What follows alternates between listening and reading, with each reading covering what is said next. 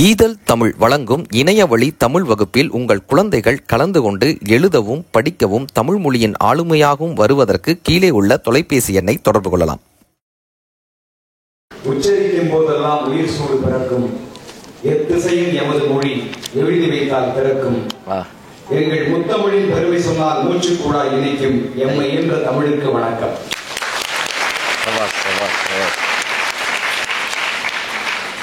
கவியரங்கம் என்பதெல்லாம் தமிழ் மண்ணில் புதையுண்டு போனதாய் சில தகவல்கள் சொல்லுகின்றன. அரங்கத்துக்கு வர்றதுக்கு முன்னால் கூட அப்படிதான் நினைச்சிருந்தேன். ஆனால் ஆச்சரியம் வந்து தெரியுமா, கவிதையை எங்கே புதைத்தாலும் அது முளைக்கும். காரணம், கவிதைக்குள்ளேயே விதை இருப்பதா.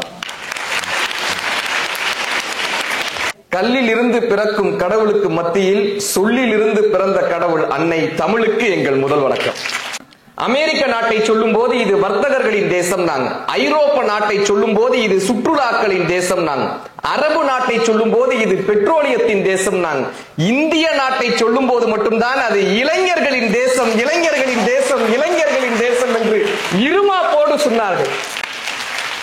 அப்படியான ஒரு இளைஞர் படையை உருவாக்கி கொண்டிருக்கக்கூடிய எங்கள் அமைச்சர் பெருந்தகை உட்ட அத்தனை அறிஞர் பெருமக்களுக்கும் ஒரு பெரிய கைதட்டலோடு இந்த நேரத்தில் இளைஞர்களின் வாழ்விற்கு அப்பா தொகையை தருகிறார்.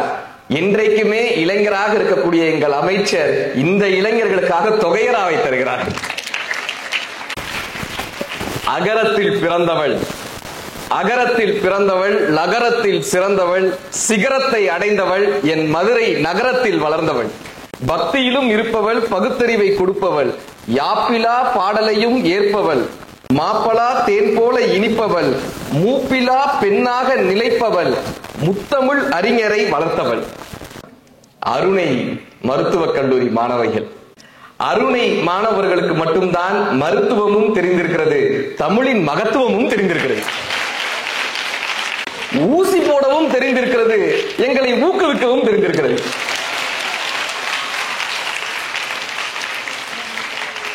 அருணை கல்லூரியில் டாக்டர்கள் இருப்பது பெருமை அல்ல, அருணை கல்லூரியில் டாக்டர்கள் இருப்பது பெருமை அல்ல, தமிழுக்கு இத்தனை டாக்டர்கள் இருக்கிறார்கள் என்பதுதானே பெருமை. அருணை மாணவர்கள் கருணை கொண்டவர்கள், கவிதை சுமாராக இருந்தாலும் கைதட்ட தெரிந்தவர்கள். தட்டிடணும், சரியா? எத்தனை கவிதை வந்தாலும், எத்தனை கவிதைகள் எழுதினாலும் இத்தனை கவிதைகளுக்கு நிகராக கவிதை போல் உள்ள இந்த குடும்பத்தில் எங்களையும் சில வார்த்தைகளாக இணைத்துக் கொண்டமைக்காக அமைச்சர் பெருமக்களுக்கு ஒரு மிகப்பெரிய நன்றி. திருவண்ணாமலை, திருவண்ணாமலை நினைத்தால் முக்தி, இம்மக்களின் சக்தி, அண்ணாமலையார் மீது எல்லோருக்கும் பக்தி, அதனால்தான் ஆந்திர மக்களாக படையெடுக்கிறார்கள் அண்ணாமலையாரை சுற்றி. இன்னும் கொஞ்ச நாள் ஜருகண்டிடுவாங்க. எல்லோரையும் வாழ வைக்கும் பூமி, எல்லோரையும் வாழ வைக்கும் பூமி, இந்த மலையே அருணாச்சலம் எனும் சாமி.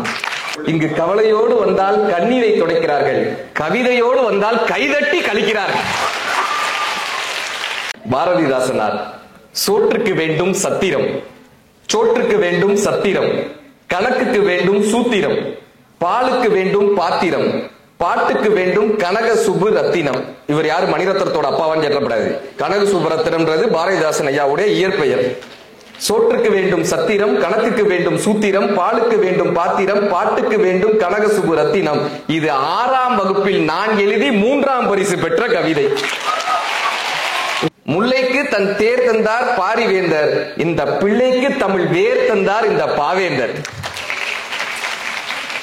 கவியரங்க தலைவர், கோவைதான் தந்தது இந்த பாவை, இவர் ஊர் கோயம்புத்தூர். கோவைதான் தந்தது இந்த பாவை, வரிகளில் வென்றார் வாழ்வை, கவிதையால் வானுயரச் சென்றவர், கவிதையால் வானுயரச் சென்றவர், கலைஞரின் மென்மனதை வென்றவர், கவிதையால் வானுயரச் சென்றவர், கலைஞரின் மென்மனதை வென்றவர், காதலிகள்.com என்ற புத்தகத்தை தந்தவர். இவரால் மட்டும்தான் ஒரு பெண்ணிற்கு 1000 கவிதைகளும் எழுத முடிகிறது. இந்த 1000 பெண்ணிற்கும் சேர்த்து ஒரு கவிதையும் எழுத முடிகிறது.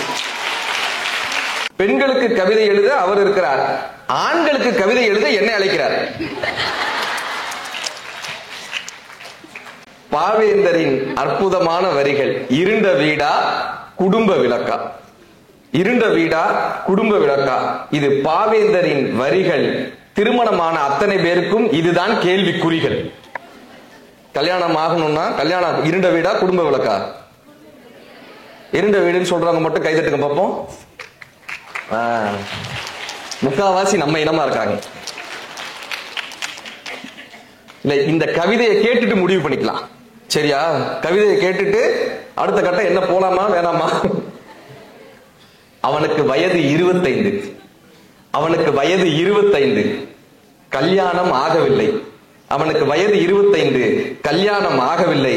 அந்த ஆபத்து அவனுக்கு புரியவில்லை. அவனுக்கு வயது 25, கல்யாணம் ஆகவில்லை. அந்த ஆபத்து அவனுக்கு புரியவில்லை. ஆசை யாரையும் விடுவதில்லை. ஆசை யாரையும் விடுவதில்லை. அந்த ஆண்டவனுக்கும் இரக்கமில்லை. சொந்தங்கள் யாரும் சொல்லவில்லை. சுய அறிவும் உதவவில்லை.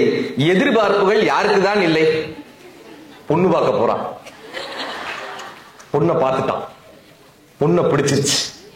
பொண்ணை பார்த்துட்டான். பொண்ணை பிடிச்சிருச்சு. அவள் இவள்தான். அவள் இவள்தான்.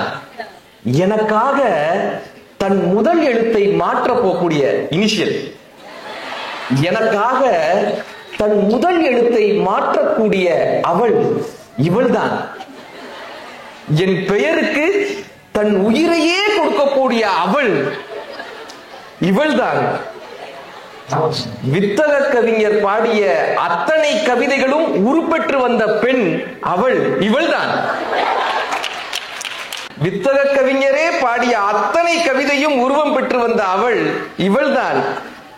இன்னும் கொஞ்சம் கவிதை சொல்லேன் கேட்கக்கூடிய அவள் இவள்தான். இசைஞானியே எட்ட முடியாத இசை அவள் இவள்தான். வாழ்வின் பாதி, உணர்வின் மீதி, கற்பனையின் விருந்து, காயங்களின் மருந்து அவள் இவள்தான். நல்ல நேரத்தில் திருமணம் முடிந்தது. திருமணத்தில் நல்ல நேரமும் முடிந்தது. எதிர்பார்ப்பையும் யதார்த்தத்தையும் புரிய வைத்த இவள் இவள்தான். அவள் அவ்வளவுதான். அவள் அவ்வளவுதான். எதிர்பார்த்து திருமணம் பண்றோமா? 5 வருஷம் ஓடிடுச்சு. 5 வருடம் ஓடியது. 5 வருடம் ஓடியது. குடும்ப விளக்கு கொடிய விலங்காய் மாறியது. 5 வருடம் ஓடியது. குடும்ப விளக்கு கொடிய விலங்காக மாறியது. இரு பூக்கள் சருகாய் வாடியது. விளக்கை இருள் வந்து மூடியது. புகுந்த வீடு இருண்ட வீடாய் மாறியது. புகுந்த வீடு இருண்ட வீடாய் மாறியது. 5 வருடம் ஓடியது. குடும்ப விளக்கு கொடிய விலங்காய் மாறியது. இரு பூக்கள் சருகாய் வாடியது. விளக்கை இருள் வந்து மூடியது. புகுந்த வீடு இருண்ட வீடாய் மாறியது. ஒய்ஃப் ஒய்ஃப் அது நைஃப். இது லைஃப் என்னிடம் கூறியது. ஒய்ஃப் அது நைஃப், இது லைஃப் என்னிடம் கூறியது. 5 வருடம் ஓடியது. குடும்ப விளக்கு கொடிய விலங்காய் மாறியது. இரு பூக்கள் சருகாய் வாடியது. விளக்கை இருள் வந்து மூடியது. புகுந்த வீடு இருண்ட வீடாய் மாறியது. ஒய்ஃப் அது நைஃப், இது லைஃப் என்னிடம் கூறியது. இந்த கவிதை ஒரு கணவன் அழுது புலம்பியது. இந்த கவிதை ஒரு கணவன் அழுது புலம்பியது. ஏன் மணந்தேன்? ஏன் மணந்தேன்? 5 வருடம் கழித்துதான் இதை உணர்ந்தேன். ஏன் மணந்தேன்? 5 வருடம் கழித்துதான் இதை உணர்ந்தேன். தனியாகத்தானே பிறந்தேன். சிரித்து மகிழ்ந்து வளர்ந்தேன். திருமணத்தில் அத்தனையும் இழந்தேன். தனியாகத்தானே பிறந்தேன். சிரித்து மகிழ்ந்து வளர்ந்தேன். திருமணத்தில் அத்தனையும் இழந்தேன். தனி மனித வாழ்வை துறந்தேன். மகிழ்ந்து சிரிக்க மறந்தேன். குழந்தைகளுக்காக குடும்பத்தில் இருந்தேன். கவலை என்னும் கடலில் கரைந்தேன். கூட்டத்தில் கடுகாய் மறைந்தேன். கூட்டத்தில் கடுகாய் மறைந்தேன். தேளை தேளை தேன் என்கிறது மன வாழ்க்கை. அதை இல்லை என்று சொல்வதற்காக இந்த கவிதையை வரைந்தேன். தேளை தேன் என்று சொல்கிறது மன வாழ்க்கை. அது இல்லை என்று சொல்வதற்காக இந்த கவிதையை வரைந்தேன்.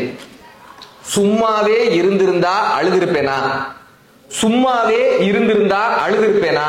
சூனியத்தை நான் இப்ப சுமந்திருப்பேனா? கவிஞனா பிறந்ததுதான் குத்தமா?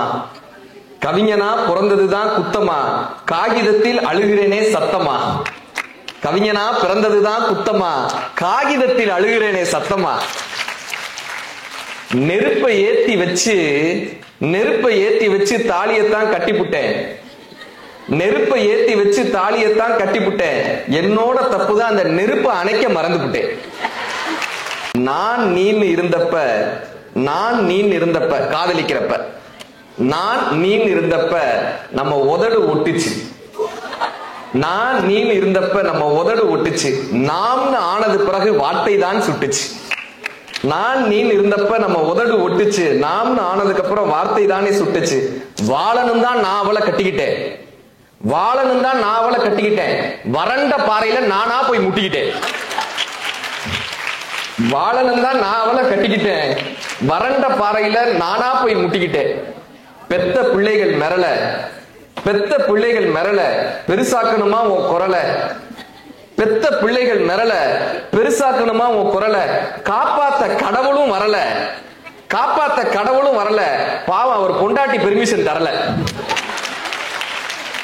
கஷ்டத்துல நான் இருப்பேன்னு சொன்னியே, நீயே கஷ்டமா வந்து நின்னையே.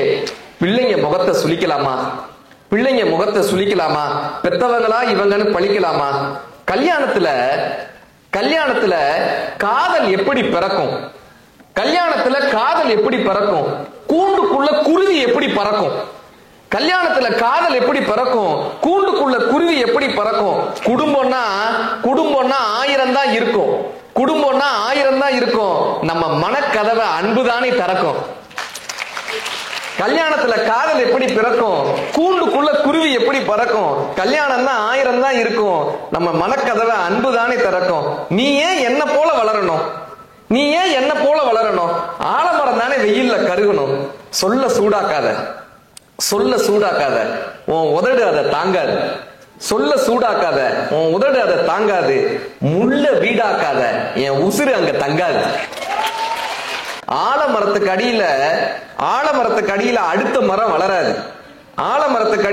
மரம் வளராது. குயிலு கோச்சுக்கிட்டாலும் இந்த ஆலமரம் விடாது. திருமணத்திற்கு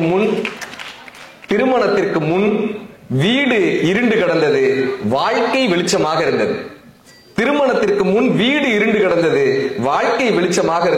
திருமணத்திற்கு பின் வீடு வெளிச்சமானது, வாழ்க்கை இருண்ட வீடாய் போனது.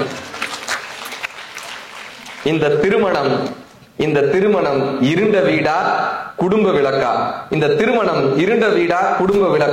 வித்தக கவிஞரே அதை விளக்கட்டும். எல்லோரது வாழ்வும் சிறக்கட்டும். மகிழ்ச்சியும் மண்ணில் என்றும் நிலைக்கட்டும். அமைச்சர் அவர்கள் அதற்கு என்றைக்கும் உதவட்டும். கவிதையால் கற்பனைகள் திறக்கட்டும். கவியரங்கம் நடந்தால் என்னையே அழைக்கட்டும். நன்றி.